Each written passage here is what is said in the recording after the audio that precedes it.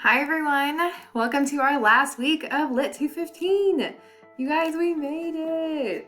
It was so fun to meet all of you last week in our conferences. I really hope that was useful for you all, and I just really appreciate you guys taking the time out of your very busy schedules to meet with me and to kind of discuss these projects. I am very excited to see how we end the course this week. So I'm going to try and keep this video short, although there's a lot to cover from When They Call You a Terrorist, so try and keep it to the point. And then I'm going to go over just some tips for revising your projects that I'd like you guys to keep in mind. So starting with the assignments this week, we have a reading quiz and discussion board due Thursday. These are our last ones, woohoo! And then make sure that you respond to classmates by Sunday. And then the official end date of our course is December 14th. So that is a week from this coming Tuesday. All right, so you're gonna have a little bit more time in this last week to finish up revising. There's also a self-evaluation that's very simple, just a few questions to kind of reflect on the course and our project. So make sure that you get that turned in by Tuesday.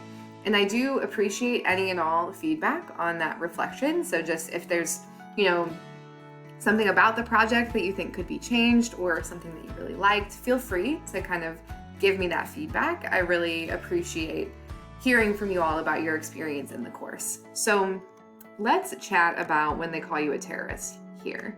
So this last section of the book, we're reading chapters 12, 13, 14, 15, and 16. Now that seems like a lot, and there really is a lot that happens, but I think this last section is very significant to us, particularly because we are near St. Louis and some of the events discussed in this section. So chapter 12 discusses raids on the St. Elmo's village that Patrice lives in with JT and his daughter. So it's actually a picture of part of the artist village. Seems like a really cool place. But this was really a community where Patrice finally felt at home and safe. And it was also the target of police raids. And I think it's interesting to also reflect on the timing of these. The second raid that they were a part of was in 2013, which wasn't even really that long ago. And in this chapter, Patrice also sort of reflects on the collateral deaths of the war on drugs and the over-policing of Black communities, talking about the ways that Black communities have been impacted by this continual pressure and trauma at the hands of law enforcement. So she says at one point that there's no stats to track collateral deaths, the ones that unfold over months and years spent mourning and grief, depression that becomes addiction to food that becomes diabetes, deaths with a common root, the hatred that tells a person daily that their life and the life of those they love ain't worth shit.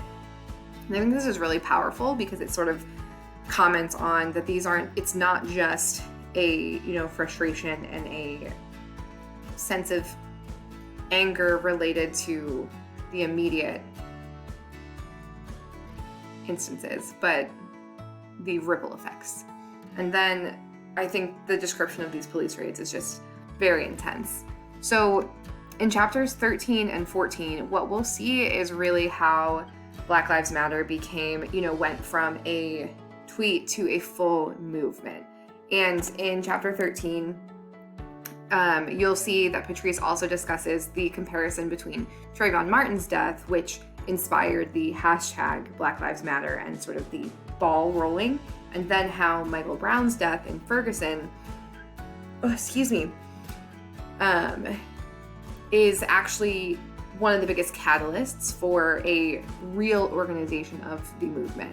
So there are some guiding principles for Black Lives Matter that she talks about having a focus on peace, community control of law enforcement, and then basic access to food, shelter, and community. That these are just things that Black people have not had access to.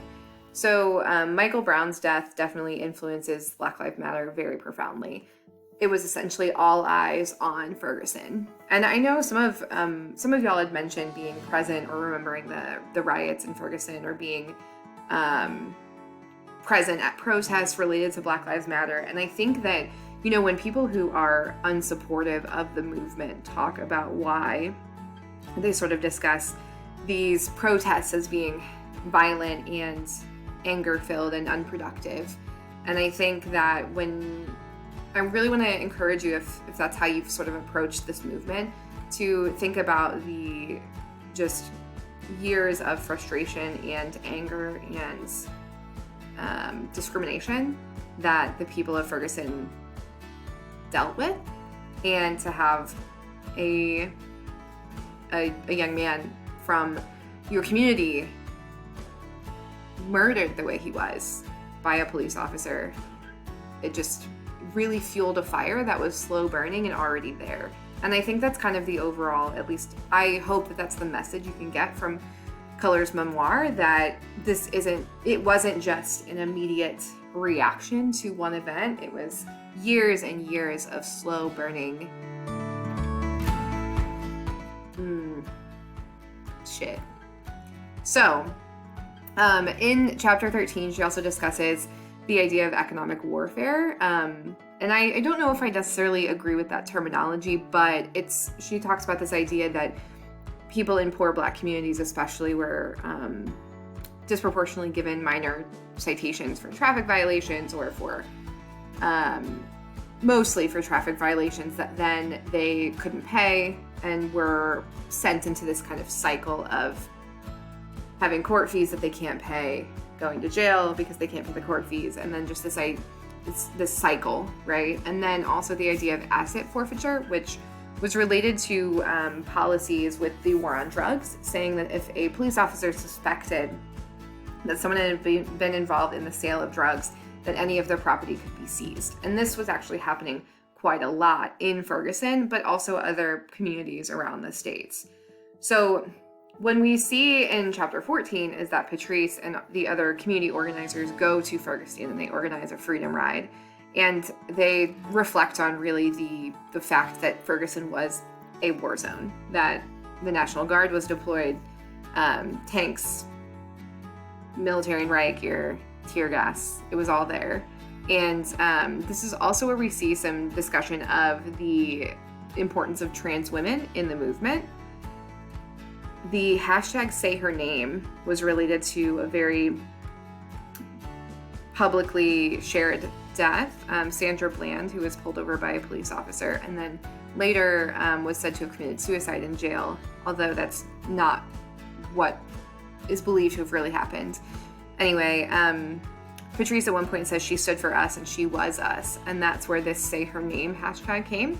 It was really kind of as a sub-relation to Black Lives Matter, a way to focus attention and recognize the work that Black women in particular put into this movement, but also the number of Black women who are victims to state violence. So a lot in these chapters.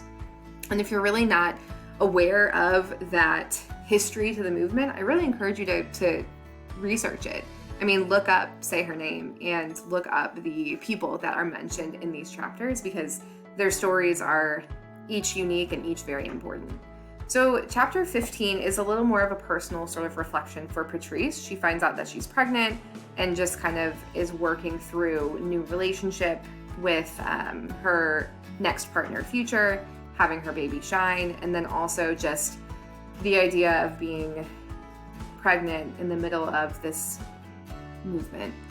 So finally, Patrisse ends this text with discussion of what the future of Black Lives Matter kind of is going to focus on. And there's discussion of legalizing marijuana, which is important to the movement, and then reactions to the election of President Trump. So this book, I believe, was published in 2017. So President Trump was elected in 2016. So obviously, lots happened since then, since this was published. But I think something I found really profound was when she says, in the wake of the election, it's important that I look in the mirror and that we all do. I think this is interesting to reflect on now that we are in a new era as well, but also still haven't really moved past many of the issues that this memoir focuses on. So I really, really like this end piece that Patrice gives us. She essentially concludes her memoir by saying, I will hold my child, any child close to me, and I'll explain that terrorism is being stalked and surveilled simply because you're alive. Terrorism is being put in solitary confinement and beaten and starved. Terrorism is not being able to feed your children despite working 3 jobs. I will tell you that what freedom looks like, what democracy looks like, is the push for and realization of justice, dignity, and peace. And I really hope that this is what you can take away from her memoir, and maybe we can give others around us a different perspective of what really inspired the Black Lives Matter movement and why it is political, yes, but it's personal. And I hope that you guys had some good responses to this text, but also if you have places where you sort of want to dig into, I am really excited to hear your thoughts on our discussion board. So the final piece to this week is revising your literary projects. A couple pieces of advice: make sure that you use my feedback and those from your classmates and make changes. What I do not want to see is the same thing turned in next week, because then why did we do this? Make sure that you're adding, removing, moving pieces around. Try and really re-see your project to make sure that the final piece is as good as it can get. All right. And then something I noticed going through all of our projects is that overall, I think many of us just need to focus on that driving question and you'll be fine. Keep coming back to that driving question. What is your answer now? And how have these readings helped you get there? And then finally, use the Success Center. I will post a video on how to submit to the online writing lab if you've written an essay, and then also their online tutoring system. So if you just want feedback from someone else, the Success Center is a great place. So overall, thank you guys. It's been a really wonderful semester with you all. I've learned so much, and I hope you have too. And I hope if you're ever on the Swit Granite campus, look me up and keep in touch if you are ever in need. And I hope to finish up this class strong.